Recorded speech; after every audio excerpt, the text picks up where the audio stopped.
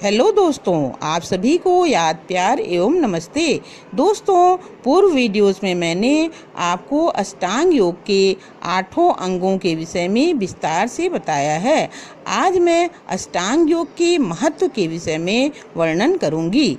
दोस्तों, जिस प्रकार गणित की संख्याओं को जोड़ने के लिए योग शब्द का प्रयोग किया जाता है, ठीक उसी प्रकार अध्यात्म की भाषा में मानव के लिए उसके शारीरिक, मानसिक, व्यावहारिक, पारिवारिक, राष्ट्रीय, अंतर्राष्ट्रीय तथा अखिल ब्रह्मांड के सम्मिलन की स्थिति के लिए योग शब्द का प्रयोग किया जाता है। महर्षि पतंजलि ने आत्मा को परमात्मा से जोड़ने की क्रिया को 8 अंगों में बांटा, जिसे अष्टांग योग के नाम से जाना जाता है। दोस्तों, अष्टांग योग का मुख्य उद्देश्य आत्मा के विक्षेपों को दूर करना तथा शरीर में निर्विकारी भाव की स्थापना ही है। परमात्मा से योग लगाने या कहिए परमात्मा को प्राप्त करने का अष्टांग योग से श्रेष्ठ अन्य कोई मार्ग नहीं है। अष्टांग योग के प्रथम 2 अंग यम और नियम हमारे सांसारिक व्यवहार में सैद्धांतिक एकरूपता लाते हैं, जो आत्मा के विस्तार तथा विक्षेपों के अंतर निरोध का आधार माना जाता है। महर्षि पतंजलि ने अष्टांग योग का जो क्रम दिया है उसका भी बहुत महत्व है।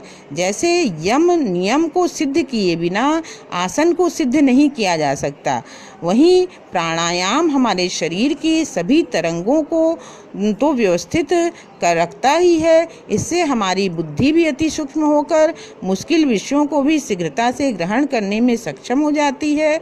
और प्राणायाम हमारे शारीरिक बौद्धिक विकास के साथ साथ आध्यात्मिक उन्नति में भी सहायक होता है। वहीं प्रत्याहार की सिद्धि के बिना हम अपने मन को पूर्णतः परमात्मा में नहीं लगा सकते। दोस्तों, एक साधक जितनी मात्रा में योग के इन 5 अंगों यम नियम आसन प्राणायाम और प्रत्याहार को सिद्ध कर पाता है, उसी अनुपात में उसे धारणा में सफलता मिलती है। धारणा की सफलता से साधक ध्यान में भी सफलता प्राप्त करता है।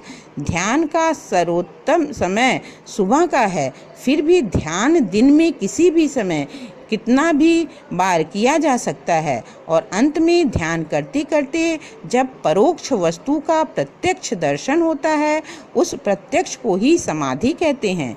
जिस प्रकार आग में पड़ा कोयला अग्नि रूप हो जाता है, अर्थात उसमें अग्नि के सभी गुण आ जाते हैं, उसी प्रकार समाधि में आत्मा में ईश्वर के सभी गुण प्रतिबिंबित होने लगते हैं।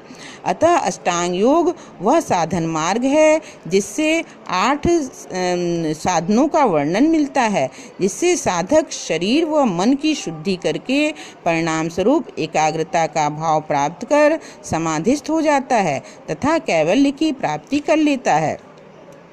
दोस्तों, अष्टांग योग के अभ्यास से शारीरिक, मानसिक और आत्मिक उन्नति होती है।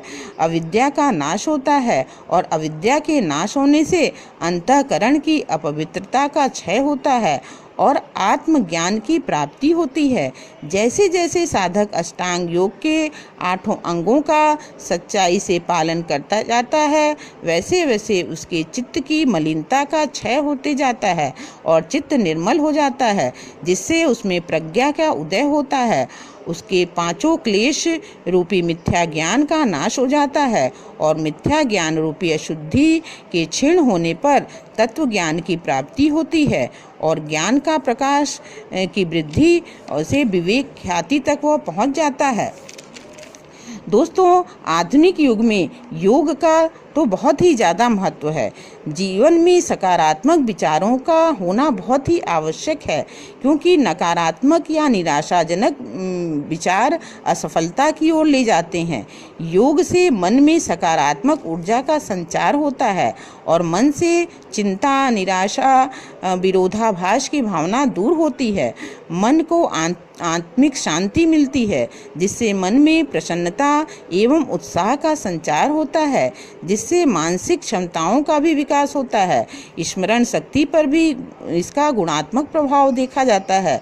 योग मुद्रा और ध्यान मन को एकाग्र करने में सहायक होता है। एकाग्र मन से स्मरण शक्ति का विकास होता है।